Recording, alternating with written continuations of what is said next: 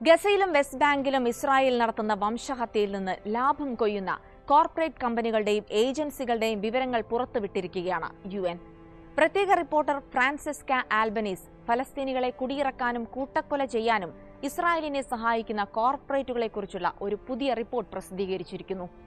വ്യാഴാഴ്ച ജനീവയിൽ നടക്കുന്ന വാർത്താ സമ്മേളനത്തിൽ അവതരിപ്പിക്കാൻ പോകുന്ന റിപ്പോർട്ടിൽ 48 കോർപ്പറേറ്റ് ഭീമന്മാരുടെ പേരുകൾ ഉൾപ്പെടുത്തിയിട്ടുണ്ട്. അമേരിക്കൻ ടെക് ഭീമന്മാരായ മൈക്രോസോഫ്റ്റ്, ഗൂഗിളിന്റെ മാതൃ കമ്പനിയായ ആൽഫബറ്റ്, ആമസോൺ എന്നിവയുൾപ്പെടെ 48 കോർപ്പറേറ്റുകളാണ് വംശഹത്യാ പങ്കാളികളായി UN റിപ്പോർട്ടിലുള്ളത്. 1000-ലധികം കോർപ്പറേറ്റുകളുടെ ഒരു ഡേറ്റാബേസും ഈ അന്വേഷണത്തിന്റെ ഭാഗമായി തയ്യാറാക്കിയിട്ടുണ്ട്. ഗസയിലെ സാധാരണക്കാരെ കൂട്ടക്കൊല ചെയ്യാനുള്ള ആയുധങ്ങളും വേണ്ട സഹായങ്ങളും ഇസ്രായേലിന് എത്തിച്ചു കൊടുത്തത് വഴി സാമ്പത്തിക ലാഭമുണ്ടാക്കുകയാണ് ഇവർ. മൈക്രോസോഫ്റ്റ് അടക്കം ഈ ആരോപണങ്ങൾ നിരന്തരം അവഗണിക്കുകയായിരുന്നു. എന്നാൽ UN റിപ്പോർട്ട് പുറത്തുവന്നതോടെ വീണ്ടും പ്രതിക്കൂട്ടിലാവുകയാണ് ഈ കോർപ്പറേറ്റുകൾ. ഇസ്രായേൽ ഫലസ്തീനിൽ നടത്തുന്ന നിരന്തര അധിനിവേശം ആയുധ നിർമ്മാതാക്കൾക്കും ടെക് കമ്പനികൾക്കും ഒരു പരീക്ഷണ കേന്ദ്രമായി മാറിയിരിക്കുന്നു. സാമ്പത്തികമായും അല്ലാതെയും വൻ ലാഭമാണ് ഇതുവഴി കമ്പനികൾ നേടുന്നതെന്നും UN റിപ്പോർട്ടിൽ വ്യക്തമാക്കുന്നു. ഇസ്രായേൽ വംശഹത്യ തുടരുന്നത് ഇത്തരം കോർപ്പറേറ്റ് ഭീമന്മാർക്ക് ലാഭമുണ്ടാക്കി കൊടുക്കാനാണെന്നും റിപ്പോർട്ടിൽ സൂചിപ്പിക്കുന്നു. കമ്പനികളെ സൈനിക സാങ്കേതിക മേഖലകളായി തരംതിരിച്ചാണ് റിപ്പോർട്ടിൽ ഉൾപ്പെടുത്തിയിരിക്കുന്നത്.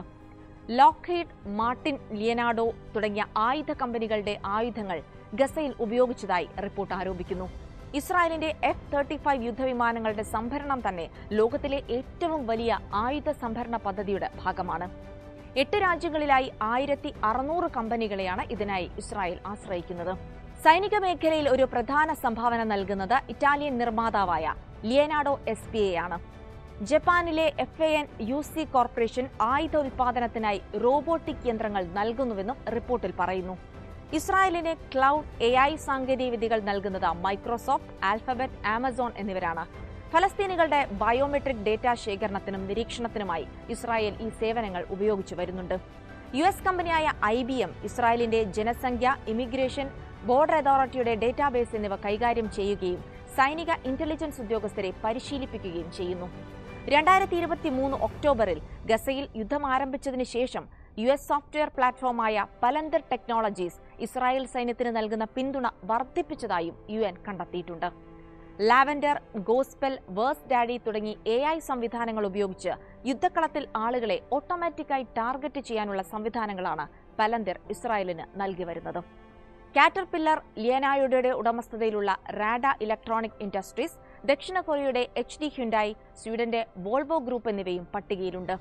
വെസ്റ്റ് ബാങ്കിലെ വീടുകൾ പൊളിച്ചു മാറ്റുന്നതിനും ഇസ്രായേലിന്റെ അനധികൃത കുടിയേറ്റങ്ങൾ വികസിപ്പിക്കുന്നതിനും ആവശ്യമായ ഉപകരണങ്ങളും യന്ത്രങ്ങളും ഈ കമ്പനികളാണ് നൽകി വരുന്നത്. ചൈനയുടെ ബ്രൈറ്റ് ഡയറി ആൻഡ് ഫുഡ്, മെക്സിക്കോയുടെ ഒർബിയ അഡ്വാൻസ് കോർപ്പറേഷൻ എന്നിവ ഫലസ്തീൻ ഭൂമി കവർന്നെടുക്കുന്നതിന് പിന്തുണ നൽകുന്നുവെന്നും റിപ്പോർട്ടിൽ രേഖപ്പെടുത്തിയിരിക്കുന്നു. ഗസയ്ക്കെതിരായ യുദ്ധത്തിന് ധനസഹായം നൽകുന്നതിൽ ട്രഷറി ബോണ്ടുകൾ നിർണായക പങ്ക് വഹിച്ചിട്ടുണ്ടെന്ന് റിപ്പോർട്ട് പറയുന്നു. ഫ്രാൻസിലെ BNP പാരിബ, UKയിലെ ബാർക്ലൈസ് എന്നിവ ഉൾപ്പെടെ ലോകത്തിലെ ഏറ്റവും വലിയ ബാങ്കുകളിൽ ചിലത് ഇസ്രായേലിന്റെ ക്രെഡിറ്റ് റേറ്റ് കുറയാതിരിക്കാൻ സഹായിക്കുന്നു. റിപ്പോർട്ട് പ്രകാരം ഇസ്രായേലിന്റെ അധിനിവേശത്തിൽ നിന്ന് കോർപ്പറേറ്റുകൾ കൊയ്യുന്നത് വൻ ലാഭമാണ്. 2023 മുതൽ 2024 വരെയുള്ള കാലയളവിൽ ഇസ്രായേലിന്റെ സൈനിക ചെലവ് 65% വർദ്ധിച്ച് $46.5 ബില്യൺ ഉയർന്നു. ആയുധ, ടെക്, ഇൻഫ്രാസ്ട്രക്ചർ മേഖലകളിലെ കമ്പനികളുടെ ലാഭവും ഇതിനോടൊപ്പം വർദ്ധിച്ചു. അന്താരാഷ്ട്ര നിയമപ്രകാരം മനുഷ്യാവകാശ ലംഘനങ്ങളിൽ പങ്കാളികളാകുന്ന കോർപ്പറേറ്റുകൾക്കും വംശഹത്യയിൽ ഉത്തരവാദിത്തമുണ്ട്. സ്റ്റേറ്റുകൾ ഈ ലംഘനങ്ങൾ തടയണമെന്നും അല്ലാത്തപക്ഷം കോർപ്പറേറ്റുകൾ സ്വയം ഉത്തരവാദിത്തം ഏറ്റെടുക്കണമെന്നും UN റിപ്പോർട്ട് വ്യക്തമാക്കുന്നു. അന്താരാഷ്ട്ര നിയമങ്ങൾക്കനുസൃതമായി പ്രവർത്തിക്കാത്തത് ക്രിമിനൽ കുറ്റം തന്നെയാണ്.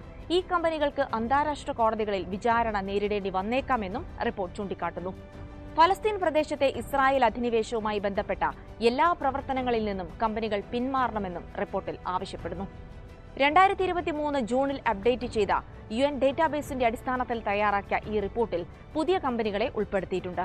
ഗസ യുദ്ധത്തിൽ ഇവർക്കുള്ള പങ്ക് വിശദമായി രേഖപ്പെടുത്തുകയും ചെയ്തു. ഈ റിപ്പോർട്ട് വ്യാഴാഴ്ച 47 അംഗങ്ങളുള്ള UN മനുഷ്യാവകാശ കൗൺസിലിൽ അവതരിപ്പിക്കും.